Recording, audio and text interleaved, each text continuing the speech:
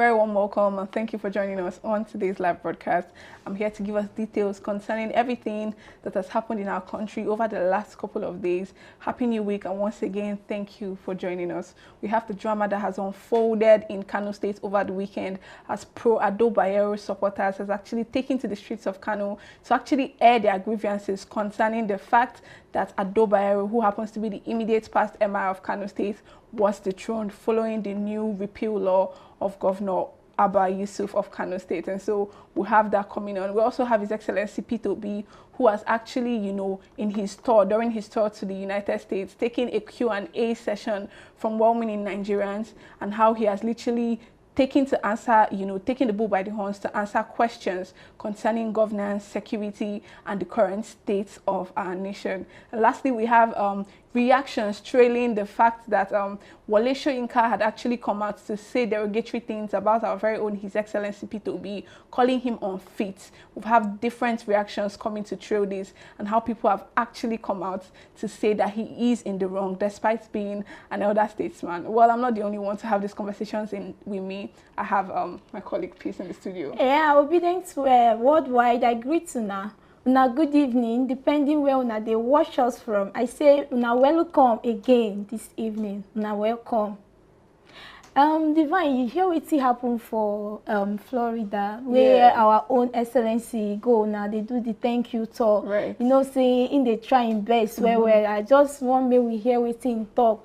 He said during the question and answer at Tampa, Florida, with our very own Peter Obi, according to him, one effective way to combat corruption is to ensure that those in power, including the president, governors, and other leaders, set a good example by refraining from corrupt practices themselves. These include their family members, such as their wives and children. By doing so, a significant 60% of corruption can be eradicated. Moreover, it is unreasonable for a state facing financial challenges to allocate resources to create an office for the First Lady, which often leads to unnecessary expenditure and creates more problems. By promoting transparency and accountability, we can tackle corruption and ensure a more efficient use of resources. His Excellency Peter Obi said that when individuals lack the capacity and competence to address issues and challenges, they often resort to divisive tactics, seeking solace in ethnicity and religion. However, it's important to remember that no tribe or religion has a monopoly on wisdom, and neither can provide a discount on the price of bread. When the going gets tough and the chips are down, everyone is affected, regardless of their ethnic or religious background. The current state of northern Nigeria is a stark reminder of our collective failure to prioritize education and invest in the future of our children. The consequences of our neglect are now glaring apparent when we are. Anyways, basically, His Excellency said when we are kidnapped, we can't survive. Yeah, you get in the bush. But our captors seem at home there because we have said he have inadvertently relegated them to the fringes of society. These are report cards, a stark reminder of the importance of addressing the root causes of inequality and neglect. In times of crisis, we must recognize that our shared humanity is far more important than our differences. Rather than perpetuating harmful stereotypes and divisions, we should strive to build bridges of understanding and work together towards common solutions. The truth is, no single tribe or religion has an exclusive claim to wisdom, and we can all learn from each other's strengths and experiences. When we focus on our shared values and goals, we can overcome even the most daunting challenges. So let us reject the easy route of ethnic and religious divisions and instead choose the path of unity, inclusivity, and collective progress. For in the end, it's not our tribe or religion that puts food on the table, but our collective efforts and shared humanity. That's coming from our own Excellency PO. Yes, he has actually said a lot. This is concerning the people who play, favoritism politics or politics as regards to tribe and ethnicity. And these are the people he's particularly tackling because, like he rightly said, no, religion or tribe has a monopoly of wisdom. Yeah. And the goal is to make sure Nigeria is a better place. And as Nigerians, we have to make sure that that is what we actually do, right? Because a lot of the times we find ourselves in a situation where, we keep playing politics of this person is not from my tribe or this person is not from the same religion. And because of that, we try to, sideline people that actually have a way of helping Nigerians. And that's what he was trying to say. Yeah. Because when leaders actually, have no or little to no capacity to lead the country, they resort to every other form of, tribalism to actually make people, the whole divide and rule taxes. Or what do you think about that? About His Excellency Peter Obi and the fact that he was talking about, divide and rule taxes. Yeah, the man, say PO, na man of the people. And even right from the time where in the campaign for president, they always, yes, he's a man of the people. And now in the title, they talk about ethnicity and people should be united and all of that. Right. So everything where in they talk revolves around as in waiting we the citizens suppose know and we suppose they do. Right. Yes. Well, moving on, we have the protest that has erupted in Kano State over, the reinstatement of Sanusi, Lamido Sanusi as the current Emir. We recall that he was actually dethroned after Ganduje, who happens to be the former governor of Kano State, had actually divided the Kano State Emirates into 5 and giving these 5 new Emirates new Emirs. But anyways, Governor Abba Yusuf of Kano State had actually come and actually dethroned Governor Bayero of Kano State and actually reinstated Sanusi, and as well as using the local government repeal law, he actually converted the entire and dissolved the entire 5 emirates that was actually created by the immediate past administration of the Kano State. And so we can see on the screen protesters actually coming out to say a lot and call for the reinstatement of Bayero, who happens to be the immediate past Emir of Kano State. But well, please, what do you have to say about this? Because particularly, I think this is uncalled for, right? Because the governor already made his decree. We don't particularly have time to have all this drama. I think this is sponsored. What do you think? Wetin I fit talk be say I don't see the need for this protest where they protest, because there are better things where they supposed channel their energy to. Things like the fuel subsidy, the electricity tariff hike and everything, food inflation. There are a lot of things, banditry, killing people, and they no protest now. Just family game of throne or who go rule, who no go rule. Now they condemn. So I don't think it's actually necessary. It's really embarrassing seeing that protest. It's not a good one. Well, truly, because we have a lot of things that's happened over the last couple of months in this current administration, and one would expect that at least we're going to hear their voice. They are the major sufferers of this banditry and attack. At least the North, we know that so many times we get to see a lot of reports from mainstream media and also from, every sub-media that there is, that, there are different forms of banditry going on.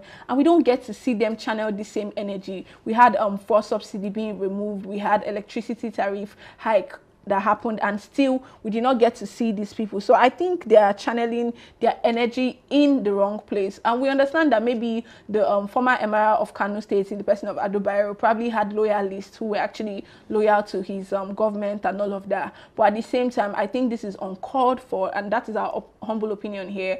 We think it is uncalled for, and that we should actually, these people should actually, take the same energy to actually protest against the anti-people policies of the current administration. And so that is our submission concerning this particular conversation. Well, moving on, we have the rhetorics that's been going on all over social media after Nobel laureate, the person of Wole Soyinka, actually granted an interview where he actually said that His Excellency Peter Obi is unfit to actually rule the country because, according to him, he has lacked or he has failed in actually controlling his group of supporters, who he called the Obidient. And so many people have come out to actually show their disapproval and displeasure in the fact that an elder statesman like that have continuously and verbally, insulted His Excellency Peter Obi and actually insinuated things that were unfounded against him. This is coming from Arise TV, where, the Arise correspondents had a lot to say concerning Wole Soyinka's recent comments on an interview. Let's take a soundbite from what he said, and then we'll come back and share our thoughts.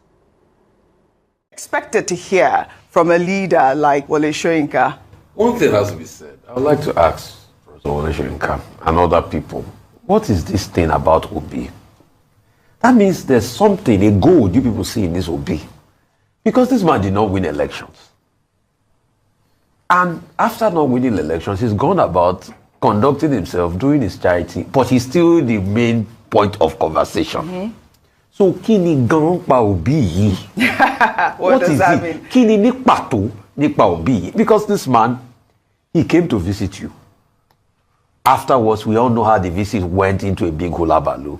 I don't want to talk more about that visit because I was very privy to a lot of things that happened in that visit. And I don't want to talk, for the sake of privacy. But afterward, he went that way. And you keep indicting him as regards to the conduct of obedience, which are young people that have a right to react. What about the people that, did ethnic strife? What about the people that carried Oro in elections in Lagos? Professor Soyinka has not said anything about that. What about people that were beaten? Has not said anything about. What about people in Ikota that were beaten? All of a sudden, Oro came out because of election. He's not said anything about that. But this thing is always about constantly Obi. And when we ask him to comment about the current president, I don't comment after 1 year. Now it's 1 year. Now he should comment. He will not still comment. So what is this thing really? Kini or Obi ni pato? I'm asking, the same man you went a couple of months, you went to call them Bajue and all sorts of, and you think people will not, and when they react to him now, don't forget that. You call them fascists and things like that, and this was an election that you only heard one side of the story, you were not full privy to. Yes, but and there are many things that you should know, because Professor Soyinka is 90 already. But will not stop respecting him for the role he plays. I dove my heart for him, because when it was time to stand tall, he stood tall in this country, and I say we have a lot of respect for him, but there are some things we say that would disagree. We can respect you, I disagree with you. So I disagree with him on this. Yes, I actually, liked those tweets because, May 20. In him being fair as an elder statesman, it would be good for him to speak in a way that is objective and across board. Professor Soyinka is from Ogun State, the southwest part of Nigeria. And this is the southwest part of Nigeria, particularly in Lagos State, where we saw an election that was driven largely by, to a very large extent, let me not say largely, but significantly by ethnic slurs and ethnic divisions. And I didn't see him come out to condemn those things in very strong terms, because he ought to be proud of his own heritage, being a Yoruba man himself, and to say, no, we're not going to stand for that. Nigeria cannot survive being divided. Oji, we saw on TV where someone came and talked about Yachukudi. And talked about the fact that, they were going to, if people were told not to come and vote if they looked a certain type of way. I would have expected him to also use the same energy to speak about that. We see vitriol online, not just from the Obidient he talks about, but also people who come out to say that, even people in government. Just check on YouTube. They called me Omuale Yoruba. Just check on YouTube. The comments. It is saddening to see that we've descended to such a level in Nigeria where the only thing we can use as an attack is the way you come from, where you are, your heritage, and that's why we talk about this whole unity in diversity. So I would expect that he should be promoting the unity of the Nigerian people, and that's why I'm glad that he spoke about the Nnamdi Kanu issue. I thought that brought some balance to that. So the obedience, let me not lie, this Obidient movement, even though it's couched under the name, calling from Mr. Peter Obi, are young Nigerians who are tired of the way Nigeria is. And so they've come out very strongly to speak against it. And to be honest, for a number of them, they saw something different in Mr. Peter Obi,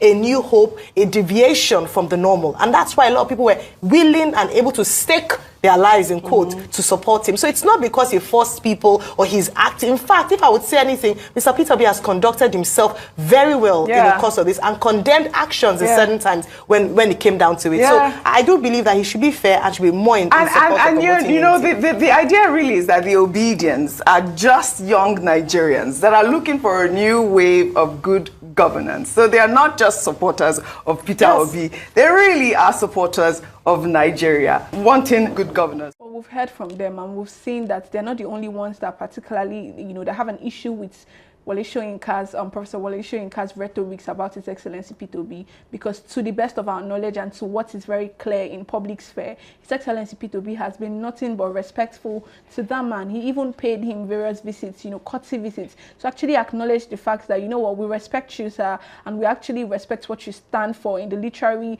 genre, at least in the Nigerian sphere of leadership, right? But to actually come out and keep assassinating a person's character, someone who has done nothing but be a voice of hope to the average Nigerian, it's just something that is, unbecoming of someone of his status and repute. What do you think, Pace? Yeah, I think say wetin I go talk now be say no need a failed government go come dey talk about one man after election. Right. And besides, no be say the man dey drag anything with them. Right. Upon say he no still win, they still carry the position wey belong to am, thief am by all means. He still go about dey do in charity on his own without anybody's support, you get. But now why he go come out dey talk all those kind things if no be in dey tribalistic? Right. If no be say he already find out say 2027 he and him cohorts they know they competent, right, and he know say they no go win. So wetin bring all these talks when they talk now? Now I want ask a question. Peter Obi when they call names up and down, shey na the man na him be the cause of the naira devaluation? Na him be the cause of all these outrageous killings where they happen for Kano? Right. So why they mention his name? Make he just calm down, because we really respect him a lot. Make he no just bring all this kind kata talk. Now wetin me I feel talk, because Peter Obi never do anything to them. Right. So make they allow the man, make him breathe, abeg. And so particularly we've heard from Peace and from every other person, the truth is we have a lot going on in the country, and for someone of his repute, we expect, some level of restraint when it comes to political matters and calling names, because the truth of it is that His Excellency Peter Obi has nothing to do, or is not the problem Nigerians are facing. He's not the reason why inflation keeps, going up. He's not the reason why, there's lack of security in the country, and we expect him to actually tackle the issues of the common Nigerians rather than actually, trying to make anybody a villain. Because the truth is, His Excellency Peter Obi and this Obidient he keep coming after, continuously, are not the problem of Nigeria. And a lot of people have different thoughts concerning his, comments about His Excellency Peter Obi. Some people think it's because he has a personal relationship with our current, president or the current administration. Some say he's sponsored. Everybody has different reasons why they're actually against his comments and utterances over the last couple of weeks. But let's take a soundbite from this, man that actually had a lot to say and try to actually, drum some sort of support for the Obidient and for His Excellency Peter Obi. Let's take a soundbite from him and then we'll come back. Facing governance, they're talking about Peter Obi. He goes to AFCON, they cannot sleep. He visits people that were killed in Kanu Mosque, they will not sleep. He builds borehole, they will not sleep. But they cannot build one borehole for their people. Now, instead of discussing critical issues, just as 50 persons were killed in Plateau State, just as Teesside University students in the UK were stopped from school because of the dwindling rate of the naira. Instead of discussing these issues, somebody that we used to respect, Wole Soyinka, came on social media to be saying that, oh, Peter Obi should not contest election in 2027. What is election 3 years away from now? What has that got to do with people that have been killed? The Soyinka we know will speak out. But he said that after he came from exile, it was Tinubu's wife that bought him kitchen utensils and all of that. So those are what you value more than our country, Nigeria. Today you hear about people like Boala, Reno. All their topic is Peter Obi, because most of them were paid to talk against Peter Obi. Is Peter Obi the problem with Nigeria? Give us electricity, good road, make naira meaningful, and that is what we're looking for. What is Peter Obi? To hide your weaknesses and failures in government, Nigerians, be aware. Please, continue to discuss the issues and profess solutions to government. It is only a failed government that will be talking about one person 1 year after election. They distract you. Nigerians are being killed, butchered left, right, and center, and there are no issues about. Nobody's talking about it. During campaign, Shetima told us that he will lead the army against terrorists. What has he done till date? That is what we should be talking about. Naira is now 1,550 naira to a dollar. These are what we should be discussing about. Peter Obi, Soyinka that we respect. People like Bwala and Reno could not have mattered. But Soyinka, age comes with dwindling integrity after election. Well, I can feel the pain of this man actually because, I think it's particularly funny. He mentioned the fact that there is a rumor that Remi Tinubu, who happens to be the current First Lady, actually got kitchen utensils for Wole Soyinka when he got back from exile. And he's insinuating that that's probably the reason why he's very bent on supporting this particular government, even when it looks like they don't know their left from their right or exactly what they're doing. But I just think it's really pathetic that even a year after an election, we're yet to start reaping the dividends of this new administration. We can't tell anything that it is that is going for the average Nigerian currently. It is tales of woes from one situation to another, and yet we have the people who are actually respected, people who are actually made some sort of custodian over the average Nigerian, and when they listen, we are meant to hear tales of them being very, very angry about the current situation in our country, but yet consistently and continuously they keep actually reducing the average Nigerian and their struggles to nothing, and actually talking about things that are of little importance to the economic growth of our people. And so particularly that is what he had to say about it. And Peace, what do you have to say particularly before we leave the studio? I dey laugh when I hear the man mention kitchen utensils. I can't dey stop say now spoon and pots go make person say in bet, right? No, as funny as that thing feel sound for person ear, like there's sense, there's sense in it. But wetin I fit talk be say even during the campaign, Chetima tell us say he go carry the army face the terrorists. Say Tinubu go take the economy. So wetin can still happen? Why they know they talk about them? Every day we dey hear about killings, increase of this, increase of that. No be say na Peter Obi choose the Obidient. No, Obidient choose am.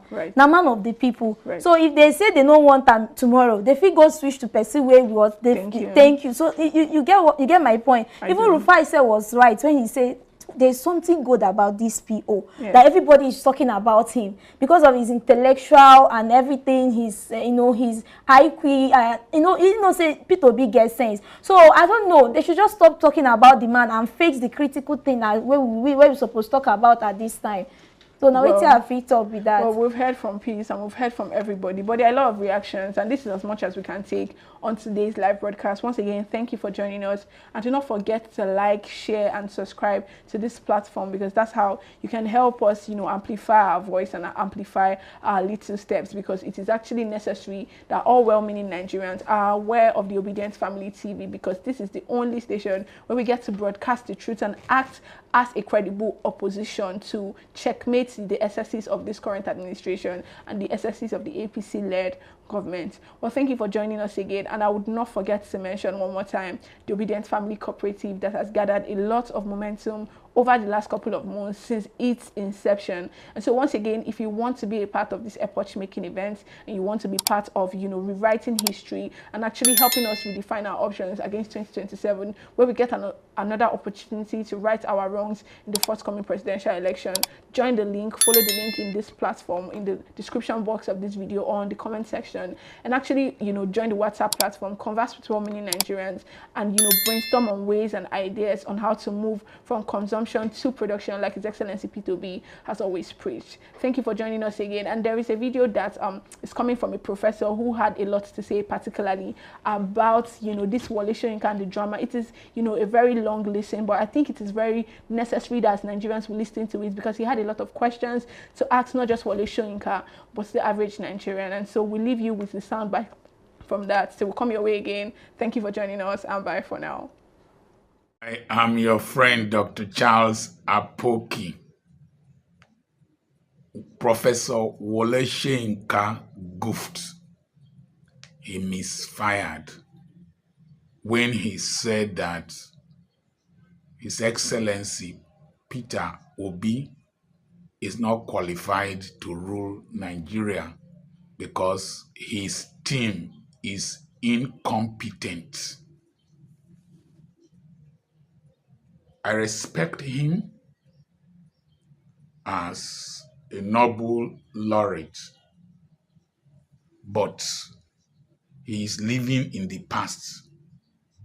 According to Dati Baba Ahmed, that speaking English of the 1960s is not relevant in this generation.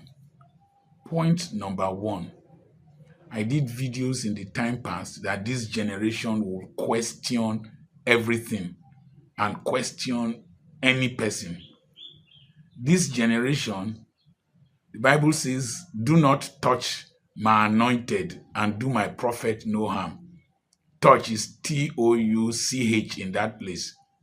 But this generation, they can T-O-R-C-H the anointed, burn the anointed, and do him harm, and disgrace him. They don't fear any person because they've been pushed to the wall. They've been frustrated by the inadequacies and stupidity of my generation. So they don't have respect for any of us.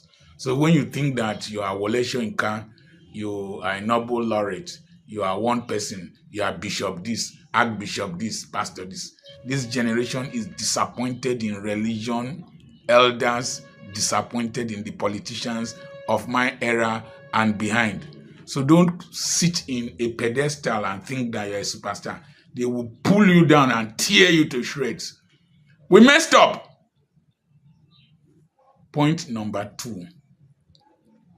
Wole Soyinka should come to the political podium with clean hands. He led a mob against Goodluck Jonathan that carried a coffin with Goodluck Jonathan's effigy in it. That contributed a great deal to the depression that Goodluck Jonathan's mother suffered and died. To see your son's coffin, Professor Wole Soyinka and some prominent religious leaders who are now quiet were in the forefront of that push against Goodluck Jonathan.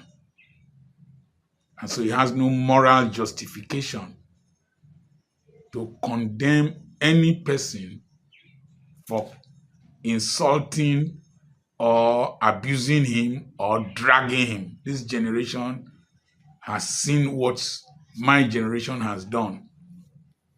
Point number three. Professor Wole Soyinka is the founder of the Pirates Confraternity. I happen to have classmates, friends, neighbors, and associates in that confraternity. I have spoken in their Barracuda feasts. I've done lectures for them in my office via Skype or whatever, Zoom, to his deck in the United States in New York. The Pirates Confraternity stood for injustice, stood against corruption, and stood for the development of humanity and excellence. I remember when they used to donate blood and cook for us when the workers were on strike. They would cook, they would run the kitchen, they would control traffic and do so many humanitarian gestures. But recently, they sang a song. Hand they shake, leg they shake. Papa we not well. If they shout a Milo con, that's against President Bola Tinubu, a former governor, a former NEDECO leader.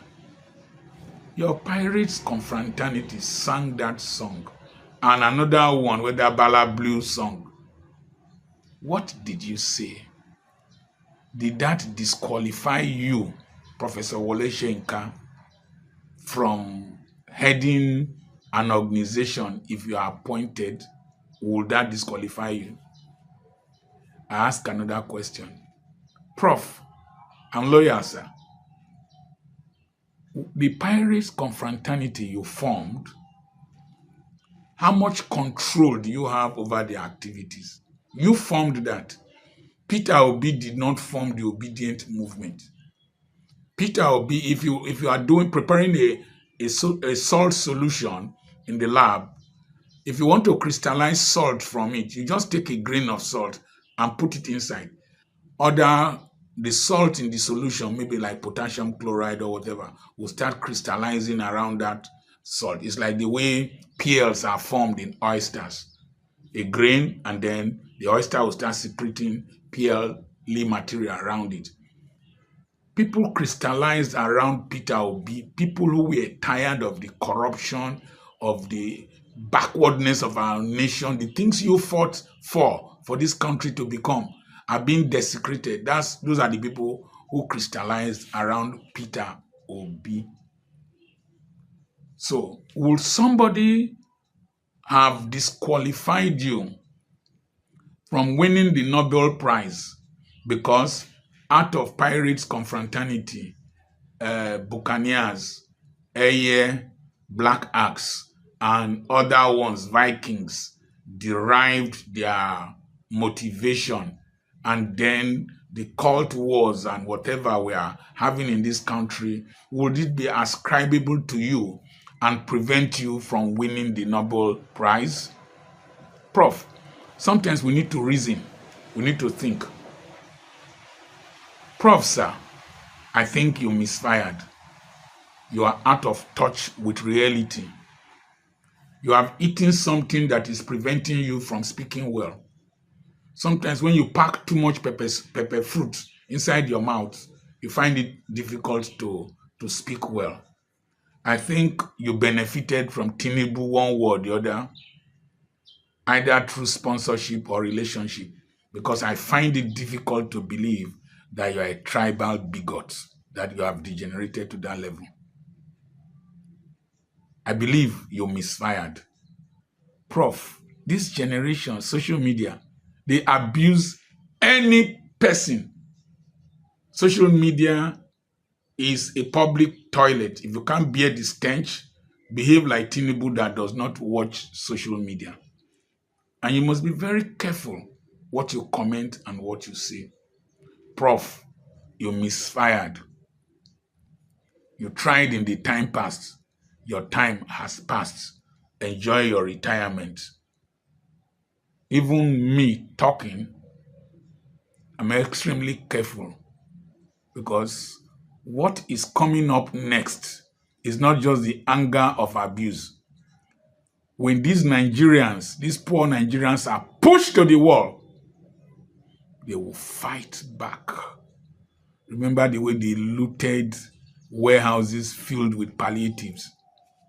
What is coming up next, if this country does not improve in the next 3 years, is going to be more than, let's leave it. But I remain your friend, Dr. Charles App.